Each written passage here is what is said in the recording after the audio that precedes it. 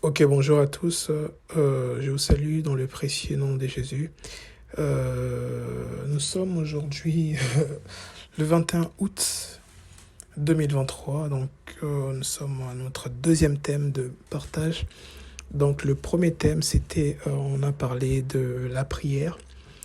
Et si vous vous souvenez, on a parlé de la prière. Ensuite, on a tiré trois sortes de prières. Dans le thème qui était la prière, il y avait la prière de notre Père, la prière d'instance qui avait fait le prophète Élie, la prière de combat, le troisième.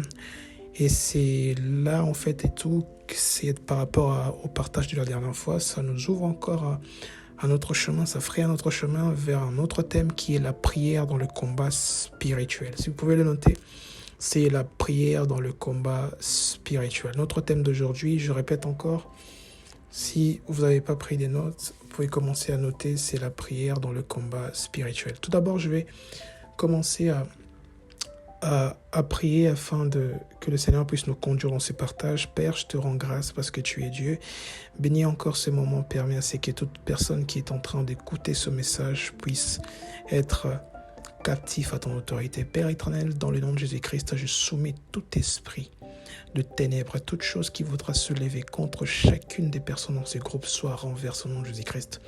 Que ces partages puissent transformer des vies, que ça puisse toucher et que ça puisse ramener encore le cœur de tes enfants vers toi. Dans le nom tout-puissant de Jésus-Christ, ainsi j'ai prié. Amen. Ok. Par introduction de ce message, je dirais, si tu faiblis au jour de la détresse, ta force n'est que détresse. Si tu faiblis au jour de la détresse, ta force n'est que détresse. Parce que les jours de la détresse, c'est là. Car nous sommes prêts maintenant à être enlevés. Donc les jours de la détresse, c'est là. Ça commence maintenant. L'enlèvement, c'est pour bientôt. Voilà pourquoi de ces thèmes, même si s'intitule la prière dans le combat spirituel, parce que nous préparons tout d'abord sur le plan spirituel avant que ça touche le physique. Donc il y a d'abord le combat dans le spirituel qu'on doit vaincre pour que nous puissions manifester la volonté de Jésus-Christ sur la terre. Donc, si tu faiblis au jour de la détresse, ta force n'est que détresse. Je vais commencer à définir le mot combat, donc dans le sens naturel et puis dans le sens spirituel. Dans le sens naturel, je commence par définition. Le combat est une lutte dans laquelle sont engagés deux ou plusieurs adversaires. Je me répète encore, le combat est une lutte dans laquelle sont engagés deux ou plusieurs adversaires. Par exemple, avant qu'une nation entre en guerre, elle fera appel à son service de renseignement pour connaître les failles du camp adverse, soit si militairement ils sont puissants, s'ils ont des armes et des destructions massives. Donc, toute armée passe par le service de renseignement avant d'aller en guerre. Deuxième exemple, avant qu'un combattant du sport de combat tel que le MMA, ceux qui regardent le UFC, donc ces genres de combattants, ils passent leur temps à s'entraîner H24, mais à regarder aussi des vidéos de leur adversaire pour connaître les forces et les faiblesses de chaque adversaire avant de se présenter au combat. Maintenant, nous allons prendre nos Bibles dans le livre de Luc 14, verset 31. Je vous laisse prendre nos Bibles dans le livre de Luc 14, verset 31. Je lis la parole au nom de Jésus-Christ. Ou quel roi, s'il va faire la guerre, un autre roi ne s'assied d'abord pour examiner s'il peut, avec 10 000 hommes, marcher à la rencontre de celui qui vient l'attaquer avec 20 000. Je répète, ou quel roi, s'il va faire la guerre, un autre roi ne s'assied pas d'abord pour examiner s'il peut, avec 10 000 hommes, marcher à la rencontre de celui qui vient l'attaquer avec 20 000. Ici, c'est l'exemple d'un roi qui représente toi et moi. Nous sommes des rois sur la terre parce que nous devons faire manifester la volonté et la domination de Christ sur la terre. Nous sommes comparables à des rois. D'accord? Voilà pourquoi le Seigneur dira que nous devons d'abord examiner, nous devons connaître certaines réalités spirituelles pour mieux combattre. C'est ça. Et c'est ça encore. Donc, dans le sens spirituel, le mot combat, ça veut dire simplement le combat se présente quand on manifeste une volonté. D'accord? Le combat va se présenter le jour où tu as une volonté de faire bien les choses, le combat va se présenter. Pour approuver ce que je suis en train de dire dans le sens spirituel, parce que le sens spirituel est tiré de la Bible. Je répète, le sens spirituel est tiré de la Bible. Colossiens 4, verset 12, il est écrit dans le livre de Colossiens 4, verset 12, « Épaphras, qui est des vôtres, vous salue, serviteur de Jésus-Christ. Il ne cesse de combattre pour vous dans ses prières, afin que, parfait et pleinement persuadé, vous persistez dans une entière soumission à la volonté de Dieu. » Je répète encore ce quelques lignes, afin que, parfait et pleinement persuadé, vous persistez dans une entière soumission à la volonté de Dieu. Donc, Épaphras avait compris quelque chose. À partir du moment où les serviteurs avaient une volonté de servir Christ, ils étaient soumis à des forces spirituelles. Voilà pourquoi ils combattaient pour eux dans la prière. Épaphras avait compris ça. Voilà pourquoi à la fin, ils vont dire que, afin parfait, pleinement persuadé, vous persistez dans une entière soumission à la volonté de Dieu. Soumission à la volonté de Dieu. Donc, le combat s'oppose à la volonté à partir du moment où vous affichez une volonté, vous avez une volonté de faire quelque chose pour Dieu, le combat va se présenter. Vous allez me dire, mais ouais, le combat se présente donc. Et je parlerai maintenant ici de la volonté. Donc, il y a 3 volontés.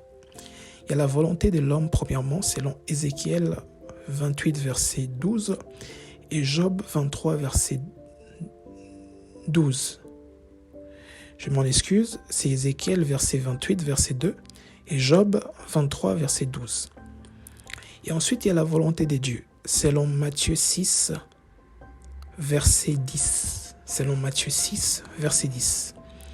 Et ensuite, il y a la volonté de l'ennemi, selon Matthieu 4, verset 9, et 2 Corinthiens, verset 4, 2 Corinthiens, chapitre 4, verset 4. C'est 2 Corinthiens, chapitre 4, verset 4. Ok? Donc là, c'est des devoirs que vous pouvez peut-être vérifier à la maison.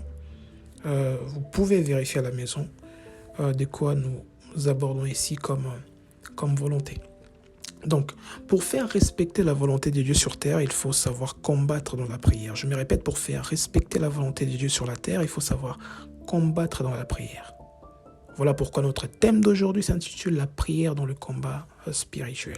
Pourquoi? Parce que Dieu est esprit, il faut que ce qu'il adore, l'adore en esprit et en vérité. Et la vérité, c'est la parole de Dieu. Et la parole de Dieu, c'est ça qui nous permet en fait d'avoir les capacités de comprendre au-delà de ce qui est écrit. D'accord, de certaines vérités qui est écrites, enfin de certaines vérités qui sont écrites, de certaines rémas qui sont écrites. Et la parole de Dieu nous permet de voir au-delà des écrits, d'accord? Et nos yeux physiques doivent voir aussi au-delà de l'apparence, d'accord? Pour comprendre certaines réalités spirituelles.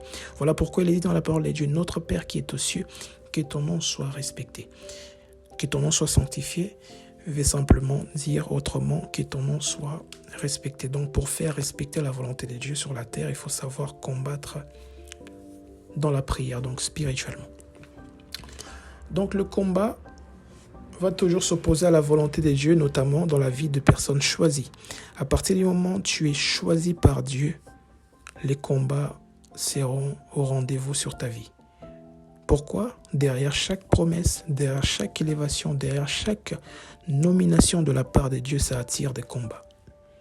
Je répète, derrière chaque promesse, derrière chaque élection, derrière chaque nomination de la part de Dieu, ça attire des combats.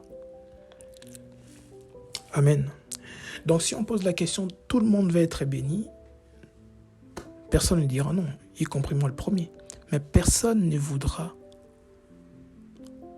connaître les mécanismes de l'ennemi pour savoir maintenir sa bénédiction dans la prière du combat spirituel. Je répète, tout le monde va être béni, mais personne ne saura comment combattre ou ne voudra combattre pour maintenir cette bénédiction. Amen. Parce que l'homme est toujours attiré vers les choses qui sont viles, des choses qui sont faciles à obtenir. Et quand ça devient difficile, on se relâche et on abandonne. Voilà pourquoi la sagesse de Dieu dit, c'est peut-être facile de monter, difficile de se maintenir dans sa position et brutale peut être la chute. Je répète, c'est peut-être facile de monter, difficile de se maintenir et brutale peut être la chute. Dans Ézéchiel 7, verset 14, il est dit, tout est prêt, mais personne n'est prêt pour le combat. Wow. Tout est prêt, mais personne n'est prêt pour le combat. Donc, la grandeur est dans l'adversité. La grandeur est dans l'adversité. La grandeur du Christ se reconnaît parce qu'il avait beaucoup d'adversaires qui étaient opposés à son ministère, opposés à son but sur la terre. La grandeur de David, pareil, était dans l'adversité. La grandeur de Samson était dans l'adversité face aux Philistins. Mais toi, ton problème, t'aimes trop la facilité. Tu ne sais toujours pas utiliser ta bouche. Il est dit, j'ai mis ma parole dans ta bouche pour que tu abattes, tu ruines et que tu plantes. Qu'est-ce que tu fais avec ta bouche? Je m'arrête. Là, on va prendre 2 Corinthiens 16, verset 9. Il est dit dans 2 Corinthiens 16, verset 9, Paul va dire « Car une porte grande et d'un accès efficace m'est ouvert et les adversaires sont nombreux. » Il dit « Car une porte grande et d'un accès efficace m'est ouvert et les adversaires sont nombreux. » Donc même Paul était face à l'adversité. Et si on a vu notre définition du début du partage, on parlait le combat, ça se présente en fait quand il y a 2 ou plusieurs adversaires. Tu vois, la définition qu'on avait, la définition ordinaire du combat ici. On le retrouve encore ici dans 2 Corinthiens 16, verset 9. Car une grande porte d'un accès efficace m'est ouverte et les adversaires sont nombreux. Donc voilà. Donc je vais maintenant clore le partage, mais avant de clore le partage, je vais donner quelques signes qui démontrent que nous sommes sous un combat spirituel ou quelques signes qui démontrent que nos prières marchent efficacement dans le camp de l'ennemi. Donc, si vous pouvez le noter, donc premier signe, ce sont les cauchemars après la prière du combat spirituel. Ça, c'est très bon signe. Avant de dormir, vous faites une prière. Ouais, Seigneur, je brise cela, j'anéantis. Non. Boum, vous dormez comme ça. Vous voyez une grand-mère en train de vous poursuivre dans les rêves. Ça, c'est très bon signe. Ok? En train de vous poursuivre dans les rêves. Ça, c'est un très bon signe. Deuxième signe, la nourriture dans les rêves. Donc, la nourriture dans les rêves, c'est une forme de poison spirituel qu'on empoisonne votre esprit. Donc, ça a pour but d'affaiblir vos habiletés spirituelles, de vous donner un certain dégoût des choses de Dieu, de la prière notamment et de la vie de méditation, ou affaiblir vos dons spirituels, comme par exemple, vous allez avoir des oublis de rêves fréquents, d'accord? Donc, vous devez jeûner et briser ce genre de rêve une fois que vous le faites, ok? Parce que c'est une forme d'attaque que les ténèbres utilisent pour affaiblir le corps du Christ, ok? Donc, troisièmement, je disais des oppressions durant la journée. Et ces oppressions ont pour but de transformer un homme sage en insensé devant Dieu par le mépris de la divinité de Jésus-Christ. Parfois même, un homme peut se mettre à blasphémer le nom de Dieu. Pourquoi? Parce que tu peux avoir certaines oppressions du monde de ténèbres même pendant la journée. Ça peut se manifester, par exemple, tu te réveilles le matin, tu es colérique, tu es en mode révolte comme tout le monde, tu commences à vouloir abandonner du temps, que tu es sous oppression du monde de ténèbres et tu dois te lever simplement dans la prière. C'est une forme de combat spirituel, ok? On va prendre l'exemple de Job. Bon, Job aussi c'était pareil, il était soumis à ça. Il était en train de se plaindre de sa situation et l'Éternel lui avait répondu. Dans Job 38, versets 1 à 2, il est dit « L'Éternel répondit à Job au milieu de la tempête et dit « Qui est celui qui obscurcit mes desseins par des discours sans intelligence? Donc Job même, il était sous oppression, il était combattu spirituellement. Son combat venait pas du monde naturel, mais du monde spirituel. Et il commençait à dire des choses sans intelligence. Donc voilà. Notre partage s'arrête là aujourd'hui. Rendez-vous très très prochainement pour aborder la suite de ce message. Que l'Éternel des armées, nous qui sommes ses soldats, que nous puissions demeurer fermes face aux ruses de l'ennemi parce que le temps est vraiment court et Jésus revient bientôt. Et soyons bénis dans le nom de Jésus-Christ et demeurons fermes face à toute adversité du royaume des ténèbres. C'était votre frère Jérémie. Que Jésus-Christ vous honore à chaque fois. Vous écoutez, vous partagerez ces messages et vous attirez encore d'autres personnes de venir dans ce groupe. Amen. Soyez bénis. Bye.